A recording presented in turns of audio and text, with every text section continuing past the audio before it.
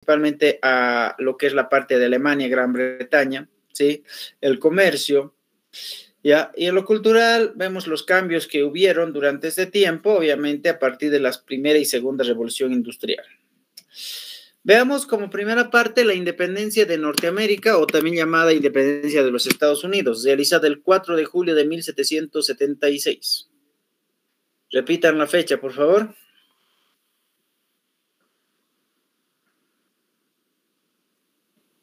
¿Cuándo fue la independencia de Norteamérica? 4 de julio de 1776. Eso, siglo 18. 18, muy bien. Entonces, la guerra de esta independencia fue un conflicto que enfrentaron las 13 colonias contra lo que es el gobierno británico o el imperio de Gran Bretaña.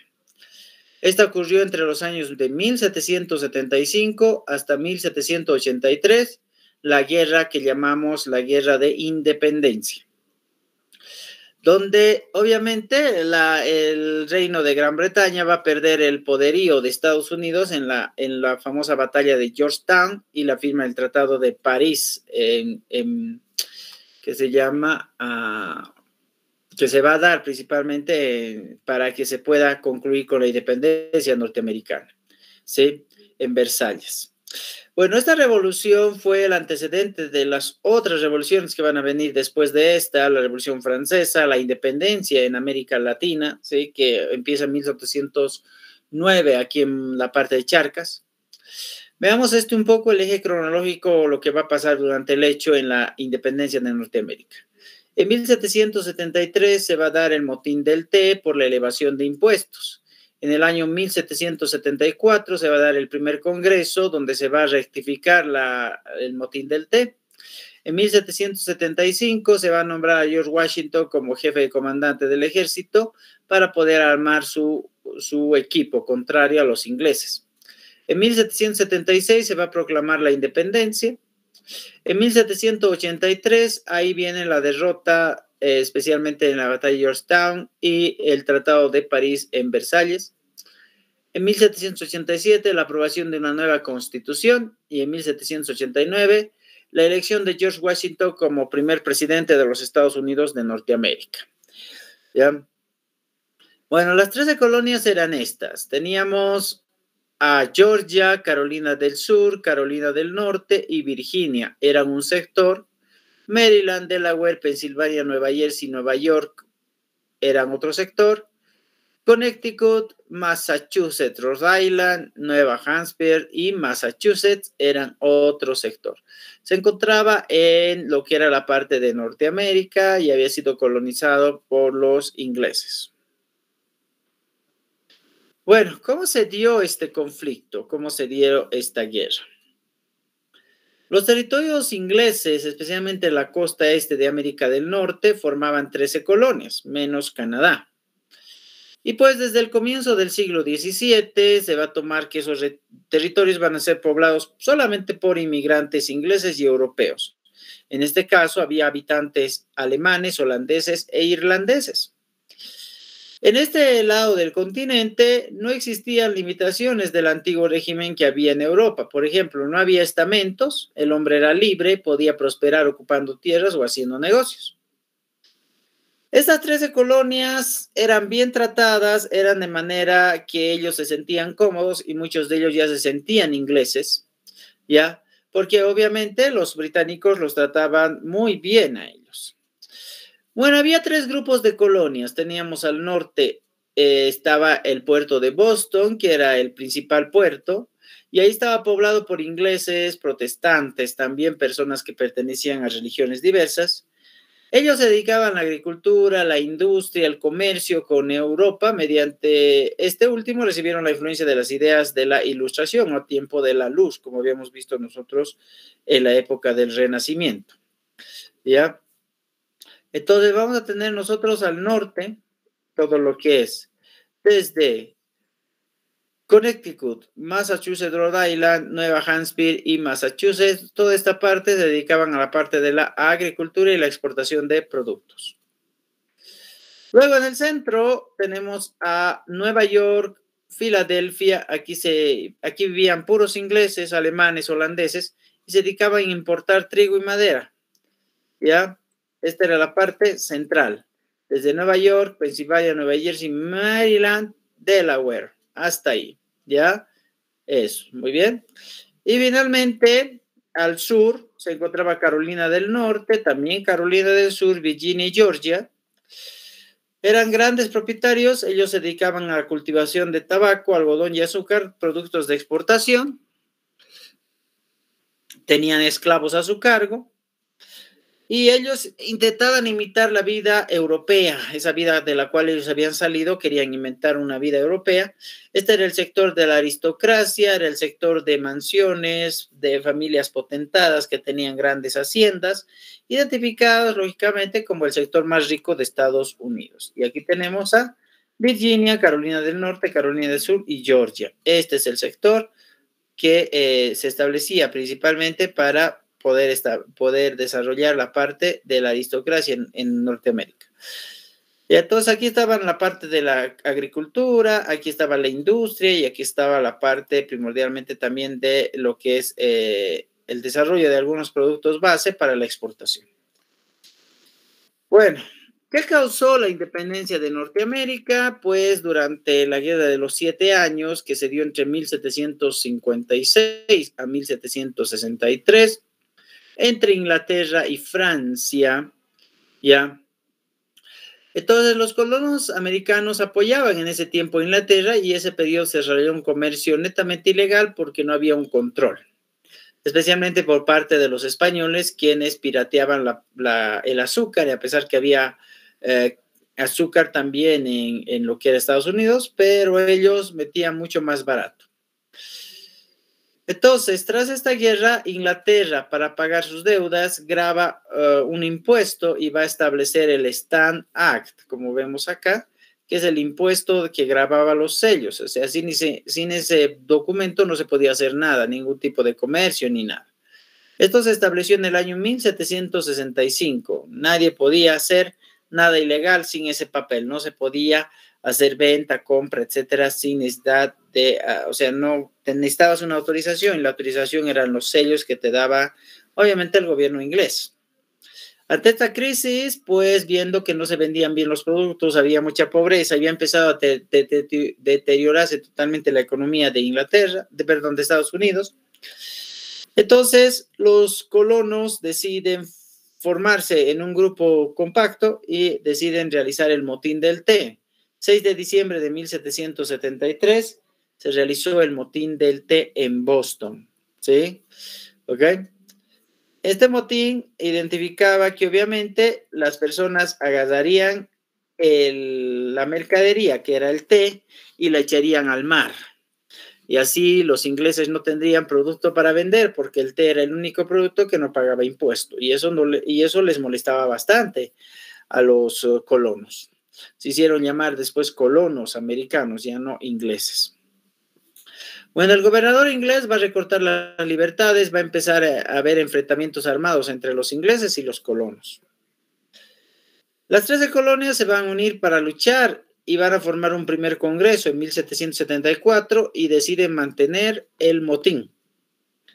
En 1775 se va a establecer el segundo congreso y aquí se le va a pedir a George Washington que arme su ejército, que organice su ejército.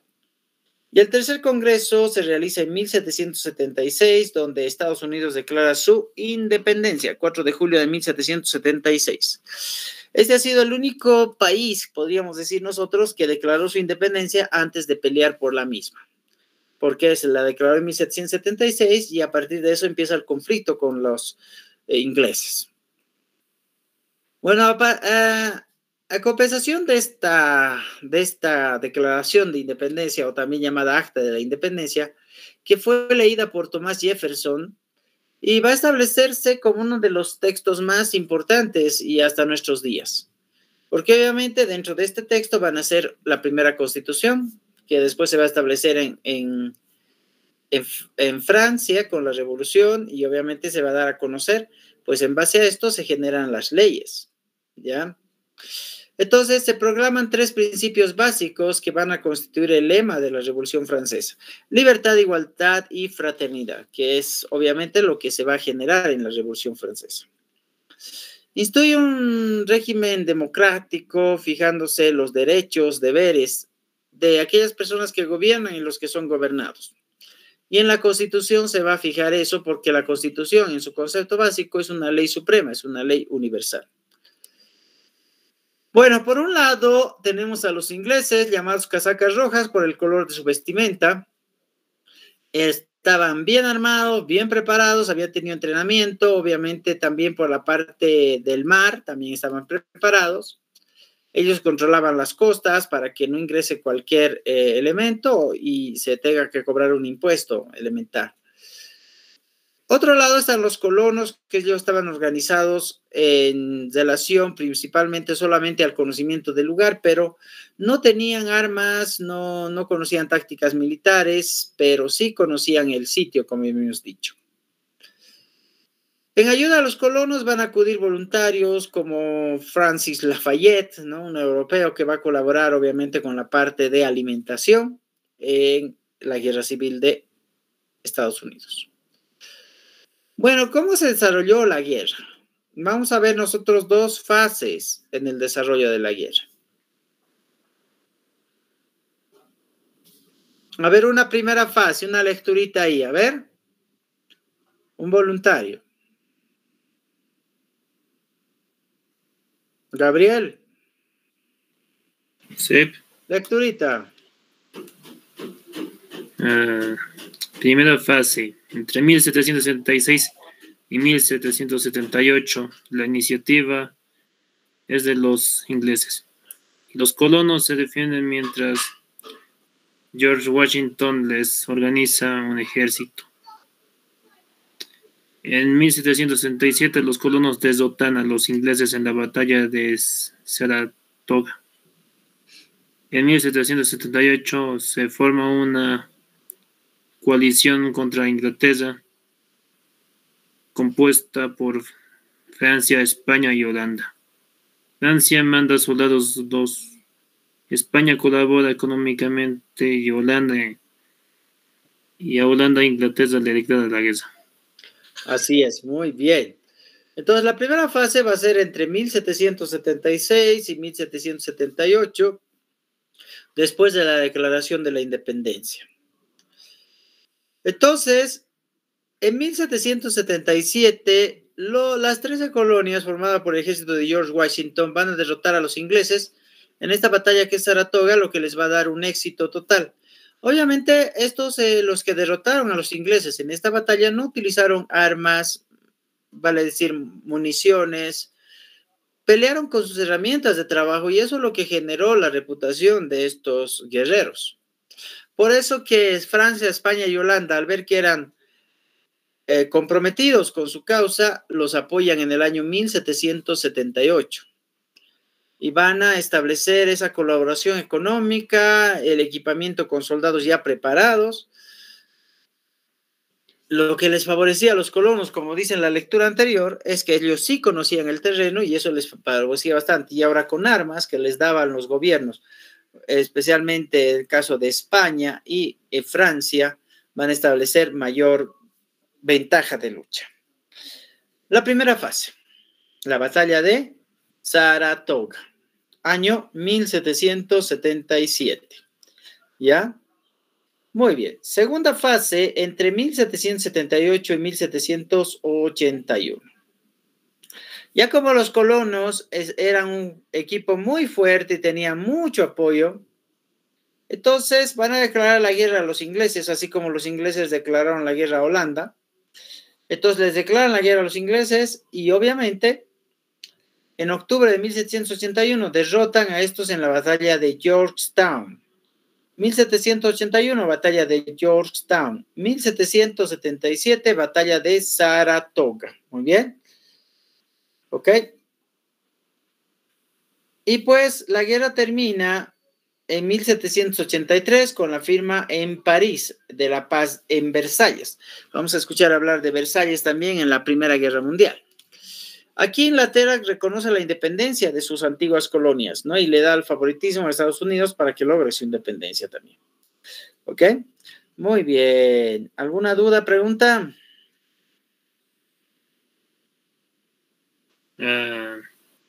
¿Es cierto que los ingleses contrataron mercenarios? ¿Qué me dices? A ver, otra vez. ¿Los ingleses contrataron mercenarios en la guerra? Los ingleses, no, en realidad los ingleses pelearon con el ejército de los casacas rojas, ¿ya? Solamente eso se ve, digamos, dentro de este enfoque. No se ve, digamos, o en cierto sentido, apoyarse en otros grupos que no sean los soldados ingleses, nada más, que habían peleado también en la Guerra de los 7 años, ¿no? En el mismo caso. Pero, o sea, su desventaja en realidad de los ingleses era la misma desventaja que nos ha pasado a nosotros en la Guerra del Pacífico, ¿verdad? O en la Guerra del Chaco. ¿Cuál sería esa desventaja? A ver. ¿No tener tantos soldados en una zona? No. Ellos tenían soldados. Hay una desventaja mucho más interesante. Que puede ser la desventaja también cuando ¿por qué uno se desorienta en un determinado sitio? ¿Desconocían el terreno? Eso, porque no conocían el terreno, desconocían el terreno donde se habían llevado estas batallas. Eso les llevaba desventaja a los ingleses. Tenían el equipo, armamento, todo eso, pero no tenían el conocimiento. Y la logística es lo más importante, ¿verdad? Ustedes deben saber, si han hecho el servicio militar, ¿cómo haces para conocer un terreno en la parte del servicio militar? Eso es el reconocimiento. Claro, haces el reconocimiento, pero ¿qué haces después del reconocimiento? O lo reconoces y ya, ¿no? ¿Verdad? Yo me acuerdo, cuando yo hacía el servicio militar, nos hacían hacer maquetas del sector para saber dónde podíamos nosotros ubicarnos y atacar mejor al equipo enemigo, digamos, ¿no? O al equipo contrario. No sé si ahora se hace lo mismo, ¿verdad? Pero nos hacían hacer pequeños mapas, maquetas y demás para que nosotros ya sepamos cuáles son los puntos clave para el ataque, ¿no? Y eso es lo que les faltaba a los ingleses, ¿verdad? O sea, el reconocimiento del terreno no lo tuvieron. Por eso es que los campesinos, podríamos decir nosotros acá, los colonos, los vencieron con sus herramientas de trabajo, ¿sí? Entonces era mucho más factible para ellos hacer un ataque ¿cómo decimos nosotros? Alguien dice, bueno, es que a los ingleses hay algunos textos, especialmente hablando de los británicos, que dicen que los colonos los atacaron a traición, pero eso es falso porque los colonos usaron una estrategia que es el ataque sorpresa, muchas veces que se puede ver, ¿no? Entonces, en ese contexto se identifica eso, ¿ok? Muy bien, ¿alguna duda más? ¿Los ingleses tardaron mucho en enviar refuerzos? No, porque los ingleses ya tenían su equipo listo. Lo que pasa es que el ejército que ellos habían empezado a pelear era el ejército fijo, no tenían más allá, ¿me entiendes? En la segunda batalla ya se afinaron un poco más, con un poco más de refuerzos, pero que no eran muchos con comparación a los ejércitos que venían de Francia, Holanda, España, eran distintos, ¿ya? Y esos apoyaron a los colonos a firmar el acta, a lograr su independencia, ¿no? Si los colonos hubieran seguido peleando solos, no hubieran logrado la independencia, porque obviamente los ingleses se equipararon más, tuvieron más soldados, trajeron más soldados incluso, ¿ya? Pero pues obviamente quienes le apoyaron los 3 países en la coalición, ¿no? Que nosotros podemos identificar. ¿Ok? Muy bien, ¿alguna duda más por ahí? Ok, haciendo preguntas yo entonces, ¿ya? ¿Cuándo empieza o cuál fue el motivo por el que empieza la guerra de la independencia en Norteamérica? ¿Por qué se dio? Porque subieron los impuestos. Así es. ¿Y cuál fue la causa de la subida de los impuestos? La guerra contra la India. La guerra contra Francia, ¿no? Sí. Esa se llamó la guerra de los 7 años. Ah, esa. ¿Sí? ¿De cuándo a cuándo fue la guerra de los 7 años entre Francia e Inglaterra?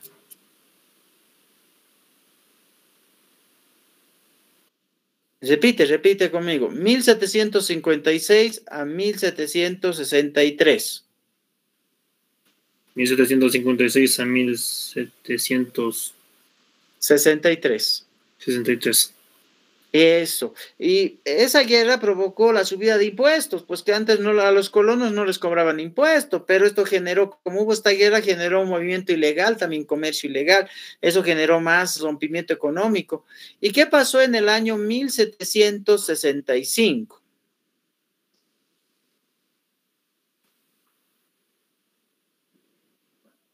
¿Qué pasó en el año de 1765, después de perder la guerra? ¿Qué hicieron los ingleses con los colonos? Como decías hace rato, Gabriel, ¿qué hicieron?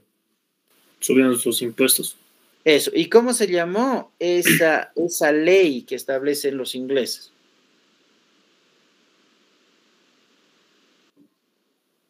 ¿Sí? Establecen el impuesto de los sellos. Que sin esos sellos ellos no podían comerciar sus productos. ¿Cuál era el único producto que no pagaba impuesto en Estados Unidos? El té. El té. Por eso, ¿qué pasa con el té? ¿Qué hace la gente con el té?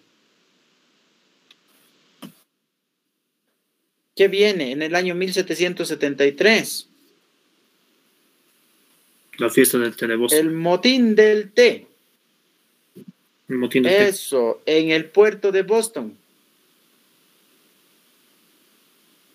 Y solo termina ahí con el motín. ¿Cuándo se lleva a cabo el primer congreso y en dónde?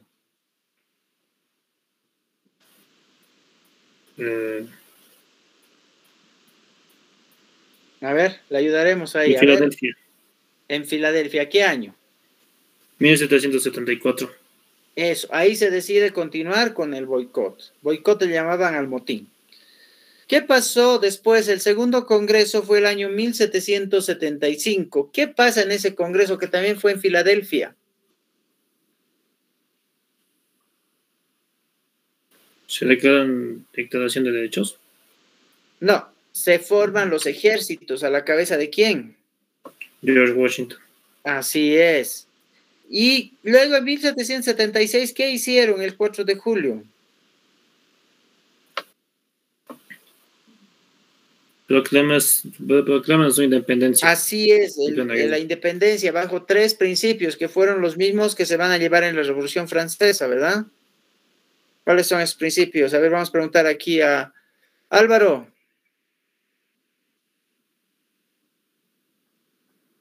Ya está, Álvaro. Noelia. Libertad, igualdad y fraternidad. Muy bien, Noelia. Ok. Y entonces, a partir de eso va a empezar la guerra contra Inglaterra. ¿Cómo se llama el ejército de los ingleses, Noelia?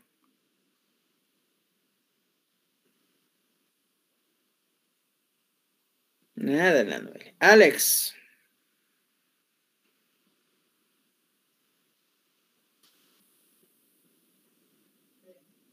Brandon.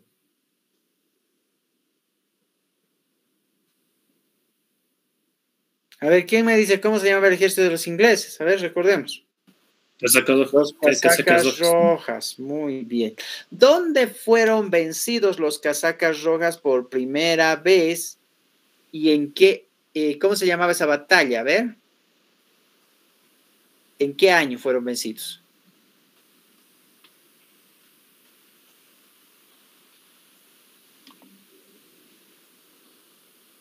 A ver. Repita ahí. 1777. 1777 los colonos derrotan a los ingleses en la batalla de Saratoga. Saratoga, muy bien. Y gracias a esa derrota, ¿qué países se unieron a los colonos? Francia, España y Holanda. Así es, muy bien. Ya después, en el año de 1781, los derrotan completamente en la batalla de... ¿Qué batalla fue la última? Yorktown. Y en 1783 se logra la independencia firmada en...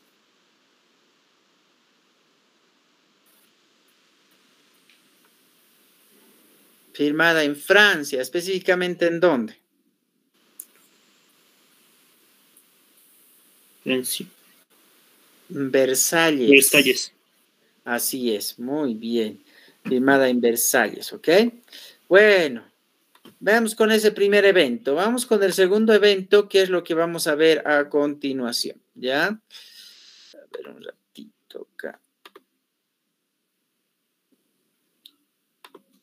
Ahorita vemos. Bueno, en 1776 se dio lo que es la Revolución de Estados Unidos de Norteamérica. 13 colonias contra lo que es el Imperio Británico, los ingleses, ¿ya? Ya después de esto, el antecedente de la Revolución Norteamericana va a venir lo que es la Revolución Francesa, ¿ya? Eso es lo que vamos a ver a continuación, la Revolución Francesa. Muy bien. Ok. Revolución Francesa fue durante 10 años, entre 1789 y 1799, pero lo que más recordamos es el año que inicia esta revolución, que es 1789. Por eso que decíamos que ahí empezaba la edad contemporánea y ahí terminaba la edad moderna. Bueno, las causas de esta revolución es como una situación relacionada principalmente a lo que vendría a ser una situación social, más que todo, la desigualdad social que se veía en Francia. ¿Ya? Y vamos a ir identificando 4 tipos de causas. Tenemos las causas políticas. En la época de la revolución, quien gobernaba en Francia era Luis XVI. Y este era un tipo de gobierno absolutista. ¿Qué significa gobierno absolutista? A ver, haremos un paréntesis ahí para que me puedan explicar ustedes. Yo creo que conocen el significado de absolutismo. A ver, ¿alguien alguna idea por ahí? A ver. Todo debe centrarse solo en el gobierno. O sea, el rey tiene que dar su permiso.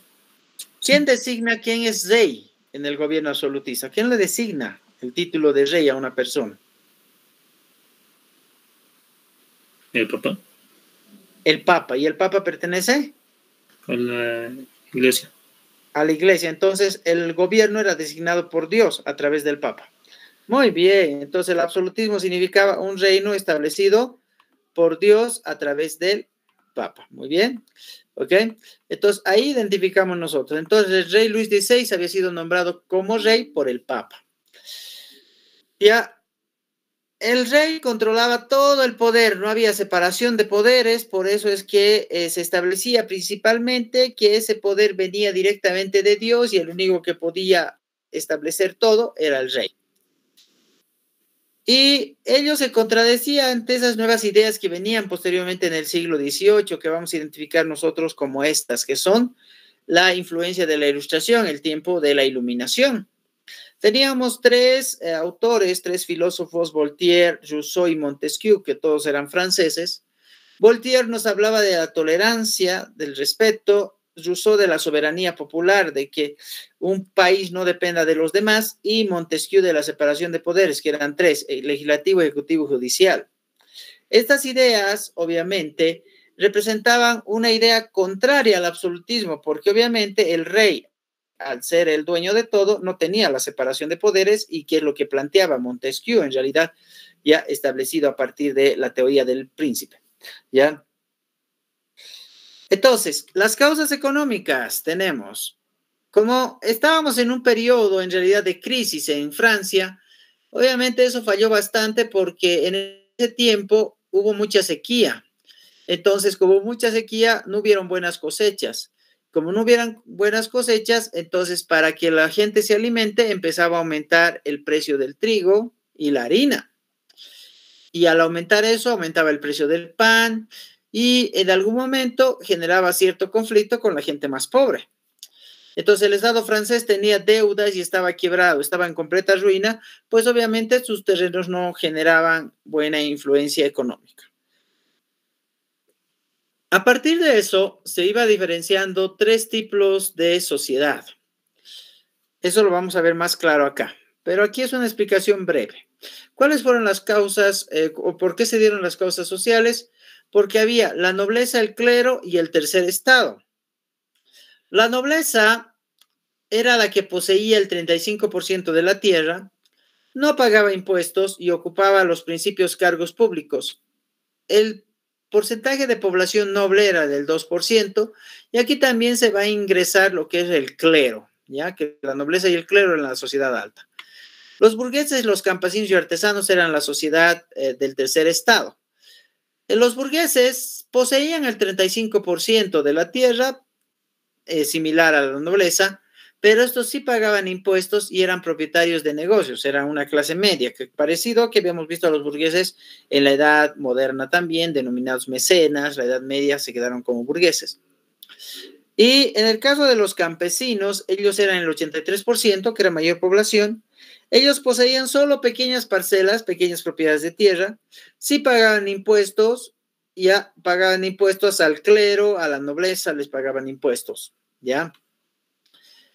Ok, esas fueron las tres causas. Tenemos las causas políticas por el poder del rey, que era absolutista; las causas ideológicas en el caso de la Ilustración en ese tiempo, que pedía la separación de poderes; las causas económicas, la crisis que se veía en Francia con la falencia de cosechas; y las causas sociales, la distinción de clases, ¿no?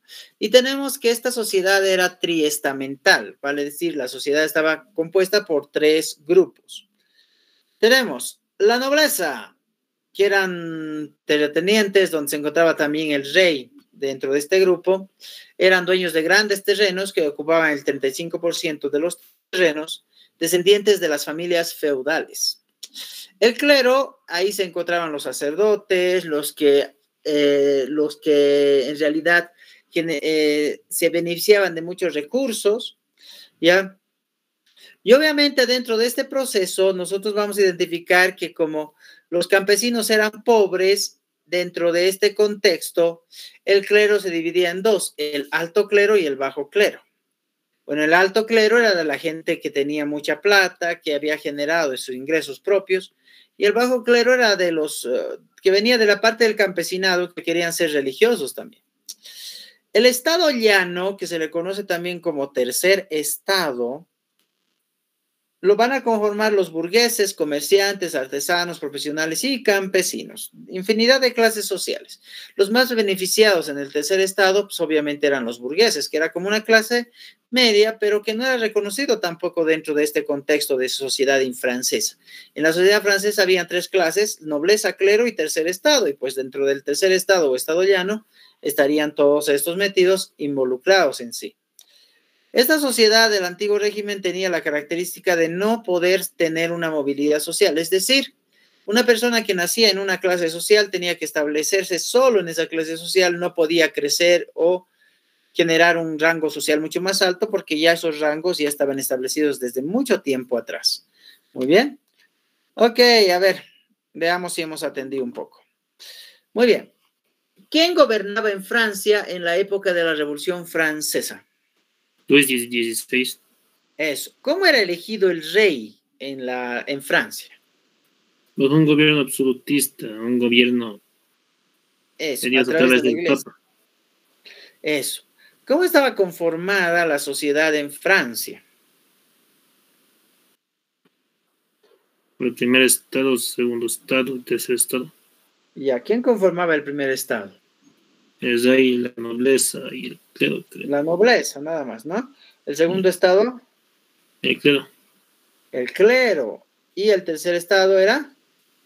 Los campesinos, los burgueses, los artesanos, el resto de las personas.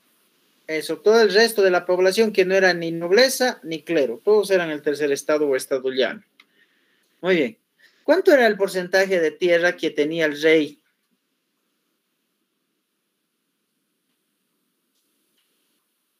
¿Cuánto era el porcentaje? Era el 35% de terreno, al igual que los burgueses, pero había una diferencia entre los burgueses y el rey, ¿cierto? Ambos tenían la misma proporción de territorio, pero ¿cuál era la diferencia entre ambos? La nobleza pagaba impuestos, no pagaba impuestos, en cambio el clero sí. No, el clero no, Los burgueses. Claro, los burgueses. perdón. Los burgueses, porque el clero pertenecía a la nobleza en este caso también, ¿no? Si nosotros identificamos al clero, era como el segundo estado que era un superior. Pero también dentro del clero había dos categorías, ¿no? ¿Cuáles eran las dos categorías dentro del clero? El alto y el bajo. Eso, ¿qué pertenecería al bajo clero? Los campesinos que querían ser parte. Eso, los campesinos que quisieran ser parte de la iglesia, ¿no? Es como el clero secular y regular de la época colonial, pero este es el clero alto y clero bajo, ¿no? Entonces ahí generaba diferencias totales. ¿Ya? Hemos visto ahí, por ejemplo, las consecuencias ideológicas sobre qué visión se fundamentaba la idea contraria al absolutismo. ¿Cómo se llamaba eso? El tiempo, la luz, ¿cómo se llama? Las ideas de ilustración. Eso, la idea de ilustración que nos dice Montesquieu. ¿Cuál era la idea fundamental de Montesquieu? Francés, filósofo. Con respecto al gobierno.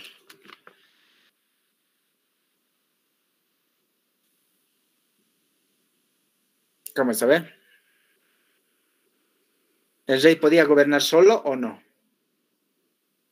No gobernaba solo. No gobernaba solo. El rey necesitaba de tres poderes, eso decía Montesquieu, el ejecutivo, el legislativo, judicial. ¿Y qué causó que la gente se levantara contra el rey? Porque obviamente una cosa era la división de clases, pero había algo mucho más fuerte que le llevaba a la gente a levantarse contra su propio soberano. O malas cosechas, o también aumento de, impuestos. Básicamente ellos no tenían que pagar los impuestos, salvo el clero y la nobleza, y lo bien injusto. Claro, además que la subida de precios, no sé si recuerdan ustedes, había sequía, entonces los franceses tuvieron que adquirir los productos de otros lados y tuvieron que subir los precios al trigo, la harina, el pan, y eso le afectaba a la gente más pobre, ¿no? En ese sector, o sea, en realidad al pueblo nosotros vamos a tener acá, ¿ya? ¿Ok? Entonces, identificado eso, ¿ya? Vamos a hacer un esbozo acá, así es que de lo que ya hemos ido hablando hasta ahora, ¿está bien? Habíamos visto que la sociedad del antiguo régimen era una sociedad netamente triestamental, donde estaba la nobleza, el clero, el estado llano, tercer estado. Pues no se podía cambiar de grupo social, pues había inamovilidad. En cierto sentido, el que era pobre se quedaba pobre nomás. Y los dos grupos privilegiados eran la nobleza y el clero, pero el clero alto, el alto clero, no el bajo clero. Ya, el estado llano no tenía privilegios porque los campesinos estaban en una miseria absoluta, pues obviamente flaqueaban tremendamente. El único, tal vez podríamos nosotros identificar acá como que se llevaba un poco más de efecto positivo, sería la burguesía, que era como una clase rica, digamos, dentro de los campesinos, dentro de la clase del tercer estado llano, pero no una clase que tenía mucho prestigio para ser parte de la nobleza tampoco. Entonces, así como en Norteamérica vimos, en Francia también vamos a ver las etapas de la revolución. Bueno, vamos a ir identificando por qué etapas pasó esta revolución francesa y que se basaba principalmente entre los años 1789 a 1815, establecidos a partir del gobierno de Napoleón, que entra en 1799 al gobierno, ¿ya? Y va a ir identificándose principalmente algunas etapas como son los estados generales, la asamblea constituyente, la asamblea legislativa, la convención, el directorio y finalmente el gobierno de Napoleón. Eso es lo que vamos a ver a continuación, ¿ya? Vamos, los estados generales. El rey Luis XVI convoca a los estados generales. ¿Qué eran los estados generales? Los estados generales eran una instancia más importante donde el rey podía citar a toda la comunidad para solucionar un problema. Y el problema que se veía acá era necesariamente que había un problema del privilegio, de mantener o no esos privilegios para la clase alta. Y en realidad eso no se llegaba de acuerdo. Aquí estarían los tres estamentos reunidos y esto se realizó en Versalles, ¿ya? Entonces ahí vamos a identificar nosotros que el rey convoca para poder ponerse de acuerdo. Tal vez unos querían que no tengan privilegio la clase alta, que paguen también impuesto, que en cierto sentido eso beneficiaría a todos para poder regular la economía de Francia. Pues al tercer estado no le convenía porque si iba a pagar impuestos, sus espacios territoriales eran mucho más grandes y eso generaría un tipo de crisis para su propio bolsillo y eso identifica que no se ponían de acuerdo. Como no se ponían de acuerdo, se establece lo que es la Asamblea Nacional Constituyente. Entonces, el tercer estado, miembros de la nobleza y del clero, se van a la sala del juego de la pelota y se reúnen. Se reúnen hasta sacar una constitución. Acá en Francia nace la primera constitución a nivel mundial, que se llama Los Derechos del Hombre y del Ciudadano. Pero en algún momento, cuando ellos están debatiendo el poder sacar una nueva constitución, en París sucede un evento que va a empezar el proceso de la revolución. La toma de la Bastilla se llama. La Bastilla era como una especie de cárcel que se consideraba el símbolo del poder absoluto del rey y se encontraba al lado del castillo. Entonces, durante esa asamblea constituyente, la gente del 14 de julio de 1789 queman esta Bastilla. Y ese es el día que se recuerda principalmente el aniversario de Francia y es cuando se va a recordar también la Revolución Francesa, 14 de julio. Entonces, lo van a agarrar al rey, lo van a tomar preso al rey, ¿ya? Y van a establecer qué es lo que pueden hacer con este rey para poder poner para lograr ese respeto que se merecía la clase del tercer estado. Esto obviamente influenciado mucho por los burgueses, ¿no? Quienes tenían el factor económico para poder sublevarse contra el rey, pero más que los burgueses también apoyados por los campesinos, artesanos, y demás. 14 de julio de 1789. Repiten la fecha, por favor, para la independencia de Francia.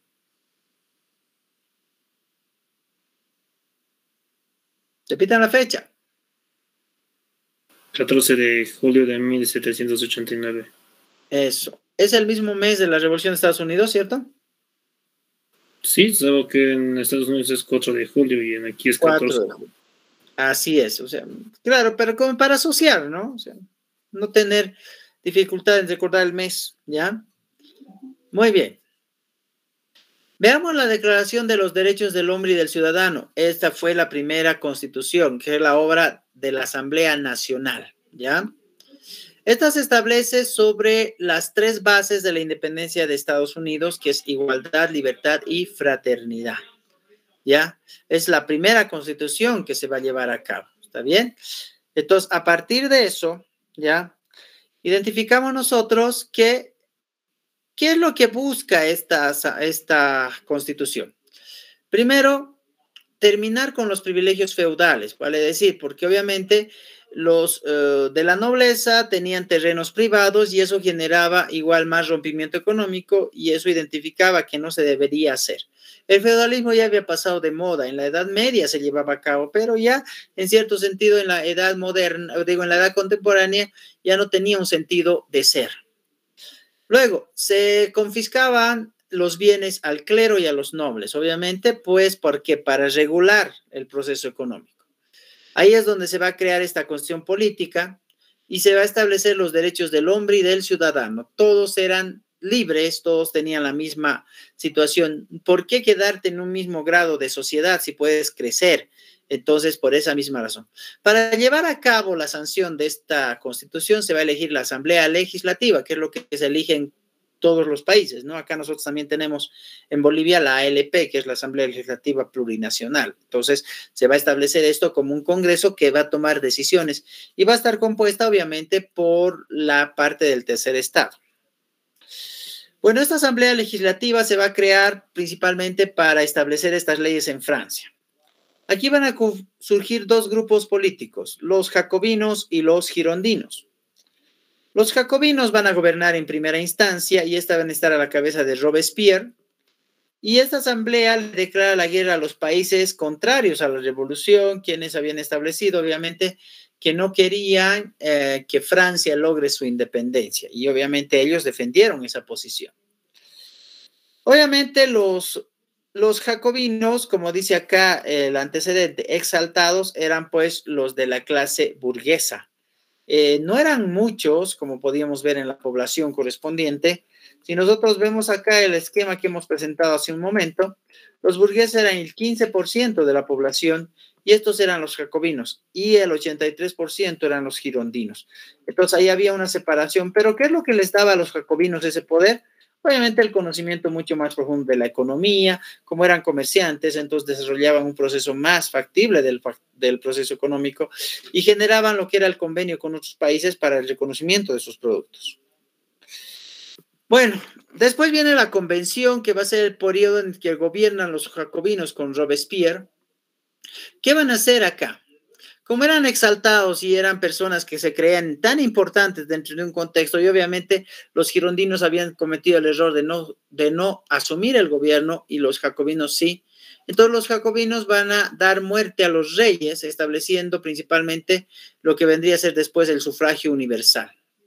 ¿Ya? ¿Cómo van a matar a la clase alta? Lo van a matar con la guillotina, con esta máquina que cortaba el cuello. Ellos hacían una especie de cabildo, ¿no? En la plaza, donde decía que se podía decidir por esto, su vida y demás, entonces les cortaba las cabezas. ¿Ya? Se va a establecer un nuevo calendario donde va a generar, obviamente, lo que vendría a ser actividades relacionadas al progreso, que en su momento solamente es beneficio para la burguesía, y se va a crear el culto a la diosa razón. Esto es un poco contrario porque obviamente Robespierre no pensaba, no razonaba de que la gente, de repente la nobleza, obviamente, quería depurar totalmente a la nobleza. Murieron 40,000 franceses pertenecientes a la nobleza en la guillotina, pero no solamente murieron mujeres, murieron niños, murieron varones, ¿no? O sea, querían descabezar totalmente a la nobleza sin que queden descendientes también. Y eso era un poco contrario al culto a la diosa razón, significaba que actuar de manera correcta. Y claro, le tenían que poner un paro a esto y eso generaba esto, ¿no? Por ejemplo, los jacobinos habían establecido un poder de terror en su época. Entonces, los girondinos van a hacer justicia, entonces van a irse en contra de los jacobinos, va a haber un enfrentamiento y los girondinos van a vencer porque eran mayor población, era más del 80% de la población, los vencen a los jacobinos y van a establecer a Robespierre que muera sobre el mismo castigo que le había matado a los nobles, que era la guillotina. Bueno, después de eso, parte de los jacobinos o de los girondinos, vamos a tener a Napoleón Bonaparte como rey. Él va a tomar el poder por golpe de Estado y se va a nombrar primero cónsul, luego primer cónsul, después cónsul vitalicio y en 1804 se va a nombrar emperador de Francia. ¿Por qué? Porque va a empezar a hacer crecer Francia, va a extender Francia. Va a perder su poder en 1815 Napoleón Bonaparte porque va a perder en una batalla que se llama la batalla de Waterloo y va a ser encerrado en la cárcel donde va a morir en 1821. Y esta cárcel va a estar a medio del Océano Atlántico. Muy bien. Entonces, ¿qué hizo Napoleón durante su gobierno? Pues va a crear un código civil que va a establecer el respeto a los derechos del hombre y del ciudadano, va a crear un Banco de Francia para establecer los intereses de préstamos, va a crear el franco como moneda nacional, va a mejorar las relaciones con la iglesia porque obviamente el hecho de que el clero bajo ya estuviera en el poder también va a generar mejores beneficios económicos también para el Estado. Va a expandir las ideas revolucionarias con sus conquistas, generándose a través del mundo. Bueno, en 1815 Napoleón pierde en la batalla de Waterloo y ahí es donde lo derrotan y le sacan del gobierno, ¿sí? Logrando encerrarlo después en la cárcel porque él había tomado el poder por golpe de Estado y obviamente en la Constitución sancionaba ese derecho de tomar el poder en esa instancia. Bueno, en un primer momento Napoleón Bonaparte entró triunfante nombrándose él mismo emperador, ¿no? Luego se coronó emperador, lo coronó la iglesia como emperador y después va a ser encerrado en la cárcel y ahí es donde va a morir al medio del Océano Atlántico, ¿ya?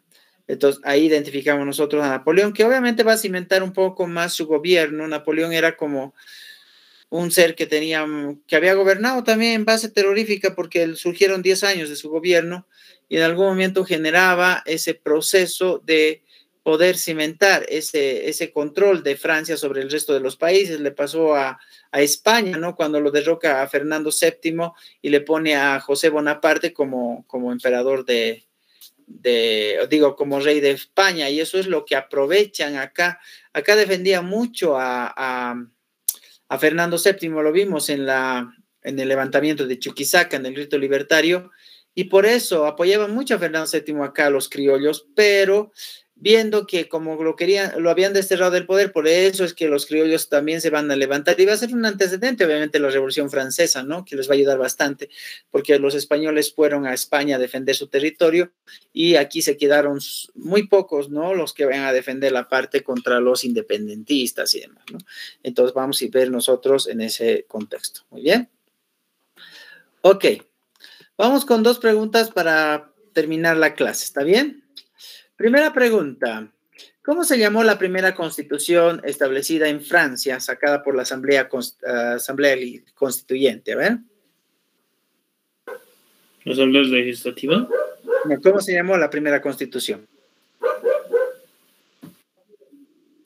Tiene que ver con derechos, a ver.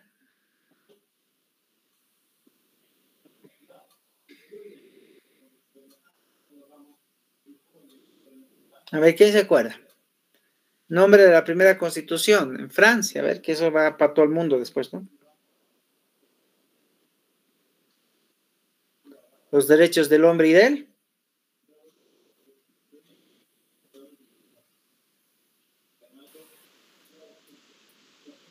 Ya pues, los derechos del hombre y de él. Ciudadano. Ciudadano, muy bien, los derechos del hombre y del ciudadano. Gracias a eso sale la Asamblea Legislativa, ¿no? ¿Ya? Muy bien. Segunda pregunta. ¿Cómo se denominó ese grupo político que entró al poder después de la Revolución Francesa? ¿Los jacobinos? Los jacobinos. ¿Quién estaba a la cabeza de los jacobinos? Robespierre. ¿Y cómo lo mataron a Robespierre? Con la guillotina, de la misma manera que ejecutaba a las personas. Eso, la clase noble también asesinó. ¿Cuántos nobles murieron en la Revolución Francesa? No sé eso. Pero les he dicho. ¿Quién se acuerda? A ver. 40,000 franceses murieron con este instrumento, ¿no? Muy bien, jóvenes. Ok, ya hemos acabado 2 eventos de esta primera época. Mañana nos toca ver lo que viene a ser la Revolución Industrial y la Primera Guerra Mundial, ¿ya? Ok. Entonces nos vamos viendo mañana, jóvenes. Ya no se olviden lo que hemos ido viendo este tiempo. Si necesitan el material, también pídanlo. Ya lo tenemos por separado para que lo vean evento por evento. ¿Está bien? ¿Ok? Entonces nos vemos mañana, jóvenes, a las 9, ¿ya? Que estén bien. Chao, chao. Ya. Ya, chao. Hasta mañana. Chao. Chao, chao.